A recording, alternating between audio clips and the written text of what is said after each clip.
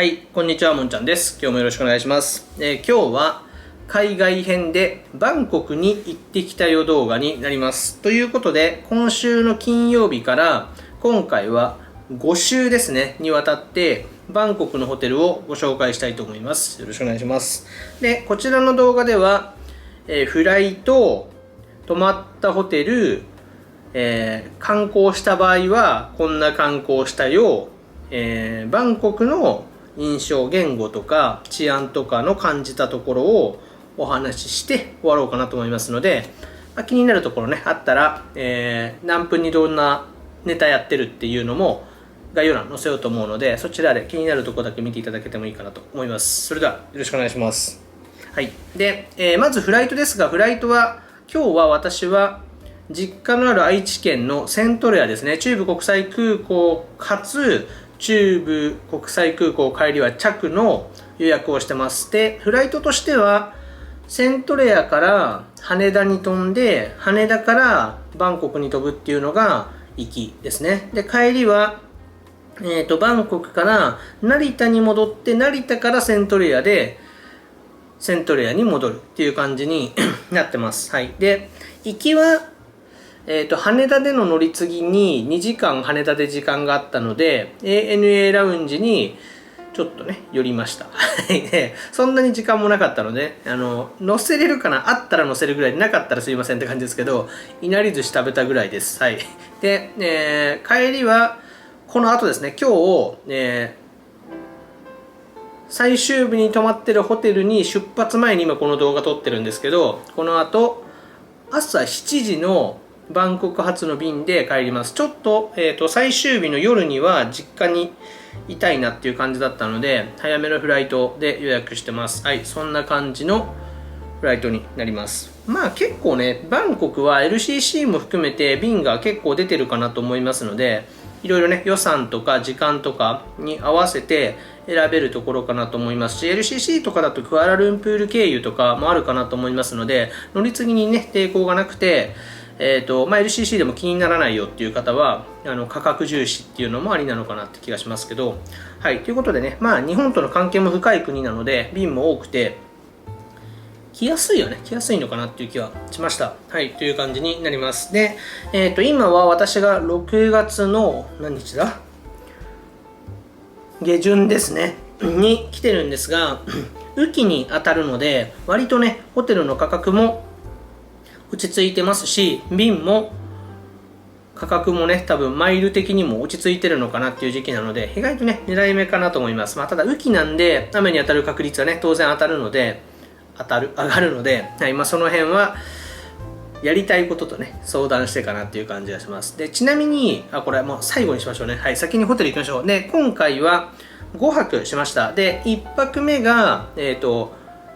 インディゴさんですね。IHG グループのインディゴさんに泊まりました。で、2泊目がウォルドーフアストリア。で、こちらはヒルトンブランドのラグジュアリーホテルですね。まあ、ちょっと写真を1枚か2枚ずつ出していこうと思うんですけど、ウォルドーフアストリアさんに2泊目。で、3泊目が W さんですね。W バンコクさんということで、こちらはマリオットグループのホテルで、なんかグループねうまく散ったなって感じですけど、ちょっと滞在時間と価格とかをね相談して決めてってますけど、はい。で、4泊目が、ケンピンスキーさんですね。ケンピンスキーさんで、こちらはねケンピンスキーさんは私がずっと泊まりたかったホテルで、まあ、建築物としてもとても興味があったホテルっていうのと、ケンピンスキーブランドがね結構好きになりつつあるので、はい、そちらも気になってたケンピンスキーさん泊まりました。で、最後に今私がいるジ・オークラプレステージさんに泊まってますという5泊になりますので、今週の金曜日から、連続でね上がりますので、もし気になるホテルあったらねご覧いただければと思います。で、ホテルの印象なんですけど、まあ、ここはね総じてっていう感じにしようと思うんですけど、まず選んだホテルで失敗したなっていうホテルはなかったです。なので選択はね良かったかなっていう感じがしました。どのホテルもなんか癖がねちょっと違って、かぶったタイプのホテルがなかったなって今回は思うので、結構ね楽しめた5泊だったなっていう感じがします。で、インディゴさんは、割とカジュアルで、今風というか、おしゃれなね感じのホテルで、まあそれでもねホスピタリティもしっかりしていて、インフィニティプール、ちょっとルーフトップっぽいプールですね、と、ルーフトップバーもあって、コンパクトながら、こう、バンコクの、街を感じて、かつ、ラグジュアリーホテルとか、ホテルを探してた時になんか欲しいなと思うものを、何気に全部入ってたなって感じでよかったなっていう感じでした。で、ウォルドーフ・アストリアさんは、眺望型のホテルではないんですけど、やっぱいいホテルでしたね。はい、ロビーの様子とか、そのロビーラウンジの雰囲気とか、デザインのセンスの良さとか、高級感とか、やっぱいいホテルで、大人っぽかったなと思います。で、客層っていう言い方していいのか分かんないですけど、お客さんもゆったりしてる感じがして、この5泊の中では一番時間がゆっくり流れてたホテルじゃないかなと思いますね。はい、という素敵なホテルでした。で、3泊目は、W さんで、W さんは期待通りの W だったなという感じですね。なので W ホテルが好きな方はね、 W ホテルにこうイメージするものってあると思うんですけど、それにねきっちり応えてもらえるっていう感じのホテルで、これもまあね、やっぱ W さんに行きたくて行ったら、お W だってなる感じはね、やっぱ W さんだって感じがしました。はい。で、4泊目はケンピンスキーさんですが、これは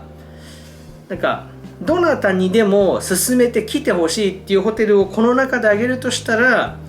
ケンピンスキーですね。でも期待していっても期待以上でしたし、ホスピタリティも施設面でも本当にね素晴らしいホテルで、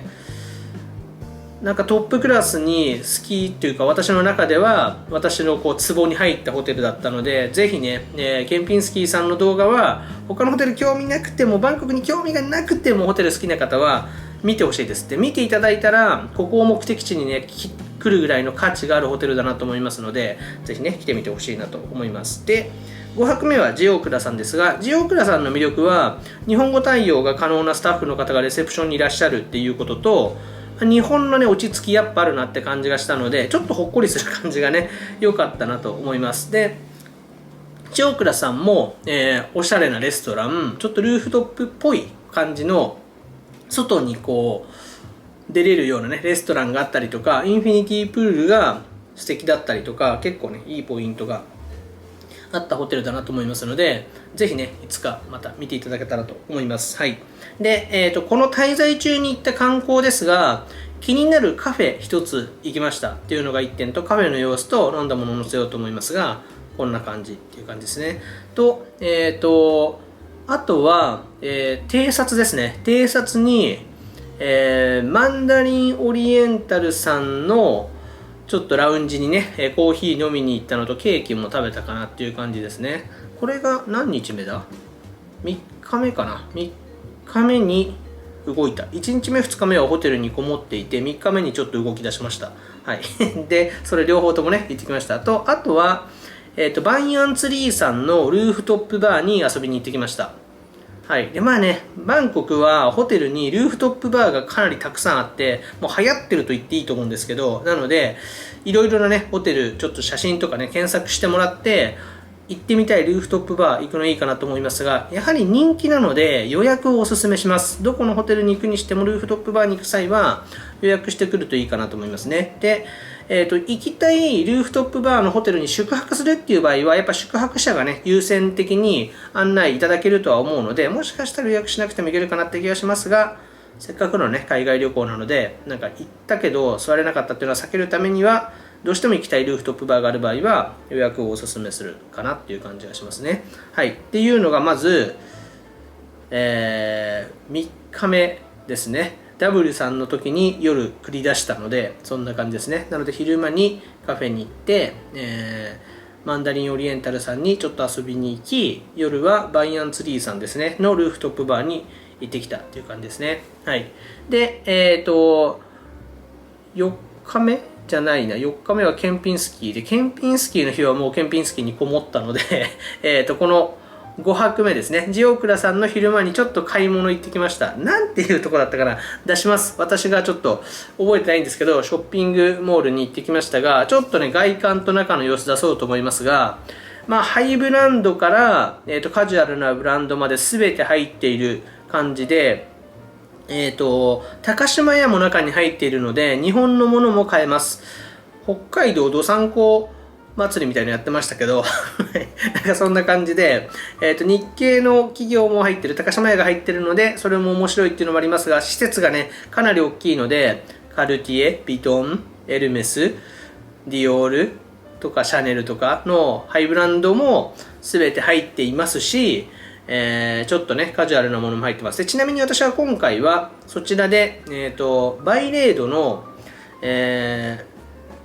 ウォータージプシーっていう香りがあるんですけどのボディクリームがあったのでそれを買ってきましたけど、そういうねいろいろなブランドが入ってるので、買い物好きな方はねあそこで、買い物結構完結するんじゃないかなと思います。あとはフードコートと言っていいのか分かんないんですけど、グランドフロアが、食事系なんですけど、おしゃれですし食べ物もものすごくありますし、日系のエリアがあるのでお寿司とかもあるので、ホテルにねこだわらない方はあそこで食事全部終わるんじゃないかなと思いますけど、1日入れるかなっていうぐらいの商業施設です。こちら楽しかったですね。はい、という感じの観光でした。はい、なのでちょっと動いたかなって、やっぱ5泊あるとね後半戦はホテルごもりでもなくちょっと街に繰り出したくなるのでっていう感じです。で、交通の便は、グラブのアプリですね。東南アジアはこちらで宅配車する方が多いかなっていう感じですけど、Uber みたいなやつですけど、で、基本的に移動しました。で、種類がね、あるので、いい車に乗りたければちょっと高くなるし、どんな車でも良ければちょっと安くなるしっていう感じですが、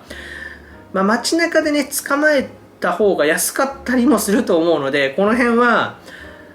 ちょっとね、遠回りされたりっていうリスクもあるので、言語が使えたらより良いですけど、安心っていうのはねやっぱアプリでやるのが安心かなと思いますので、ちょっと価格が上がっても安心を買うか、もしかしたら安くなるかにかけてみるかってことなので、もうこの辺はね、はい、もうお任せです。人それぞれということで、私はね変なリスクもめんどくさいのでもう全部ねアプリでやっちゃってましたが、ものすごく割高になるってことでもないのでね、はい、いいかなって感じがします。はい、で、空港から